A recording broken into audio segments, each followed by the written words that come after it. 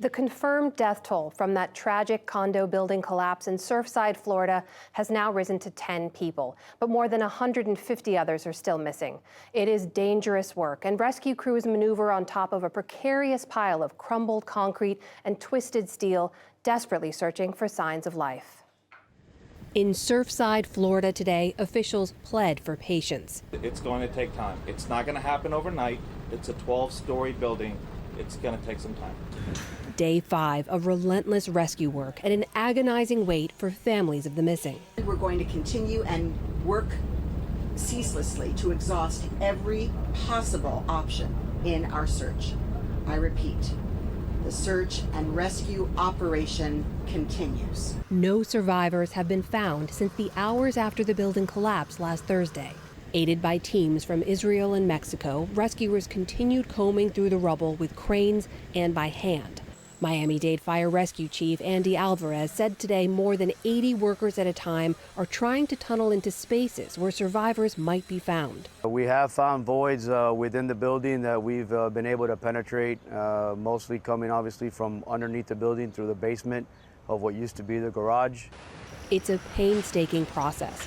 Radar, sonar, and sniffer dogs are being deployed, searching for signs of life. Families of the missing are being bussed in to visit the site. Pascal Bonifay's father, Claudio Bonifay, and his wife were in the building. We are just processing all this, but this is starting to make me angry because reports from years are emerging about serious structural damage to the building.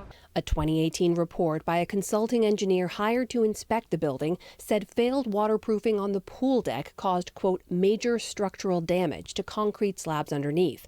It also found serious deterioration in the underground parking garage. But a month later, according to minutes from a board meeting obtained by NPR, a Surfside town inspector told residents the building was in, quote, very good shape. Questions remain about how those findings were both presented and handled at the time. Surfside's Mayor Charles Burkett promised to get to the bottom of it. We directed our staff to go ahead and scan every shred of documentation that the town of Surfside has. Number one priority today is to rescue people out of that rubble. Number two is to support the families, and then we'll get to that. But just know that that is in the works, and we will be 100% transparent. While rescue teams have been searching the rubble for the better part of 5 days, hope is fading for many of the families gathered in southern Florida. I'm joined now by Mayor Gabriel Groisman of Bal Harbour, Florida. He's been on the site of the scene for several days, speaking to search and rescue teams and spending time with the families of victims and those still missing. Mr. Mayor, thank you so much for making the time to be with us. We should note right off the bat, you have a bit of a connection to that building. It used to be your home years and years ago. What has it been like for you to see it in the state it is right now? It's been horrendous, like it has been for everybody. I grew up in that building in the 80s. That was my first home in South Florida. But more than that, the community we live in, my municipality is just north of Surfside, but it's really just one community. We all know many people in the building, either directly or indirectly. And it's really just been a really devastating couple of days for our entire community. Tell me about the families. I know you've been in touch with them. We're on day 5 of the search and rescue operation. It is still search and rescue, but as we noted, hope is starting to fade. What are you hearing from them? What's the sense among the families right now? The sense among the family is both despair, but also hope. One thing that's consistent with all of the families is hope. Everybody's holding on to hope as much as they can. In a way, that's all we can do. It's all they can do. But of course, there's feelings of desperation and sadness. And the room where the family's in at the hotel is one that's filled with a very high level of emotion and tension. But they are holding on to hope, every single one of them. We've heard from the officials today, of course. They're still using all the technology available to them. They have radar and sonar, the sniffer dogs we saw in the piece, and they noted they're looking for these voids where they think there could still be survivors. Is there any sense of a timeline moving forward? How long search and rescue operations continue?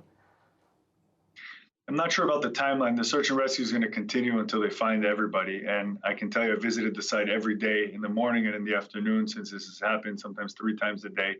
And you see the progress and the different steps that they've taken in the last couple of days they've taken to removing the large pieces of debris, which is not an easy task. You have to remember they're working right under a 12-story building, the part of the building that's still standing, so it's a very dangerous task. Just yesterday, a worker fell some 25 feet. That's been reported, but what hasn't been reported, and this is really a testament to the Miami-Dade Fire Rescue and the different teams that are there, is that that gentleman, that hero, stood up after falling 25 feet and climbed back up to the top of the pile and continued working. And that's really an example and a testament to the incredible fire rescue that we have in Miami-Dade County and the state and all of the international help that we're getting. Mr. Mayor, I know those search and rescue operations continue. The big question for everyone there, for everyone watching, is why and how? How did this happen? Is there anything you've learned in the last 5 days that can shed light on that? In the last 5 days, really what we've had is speculation. What's important for all of us to know, there's a lot of old buildings in South Florida. There's a lot of old buildings across the country. Many buildings have reports of cracks, of things that need to be renovated, concrete renovation, etc. I can pretty confident to say that nobody would think that any of those things would result in a building collapsing. But now we're learning that likely that it could. So, we're all in my municipality and in every municipality across the state of Florida, at least those on the beach. We're looking closely at the buildings that we have, the older buildings, to make sure that we're doing everything we can to assure their safety. And right now, the mark is 40 years for recertification, but we're in my city. Right after this, I have a meeting to discuss what we should be doing for the buildings that are maybe 10 years earlier than that, 30-year-old buildings, 35-year-old buildings. What can we do to assure that this will never happen again? That is Mayor Gabriel Groisman of Belle Harbor, Florida, joining us tonight. Mr. Mayor, thank you so much. We are thinking of you and everyone in the community. Thank you so much.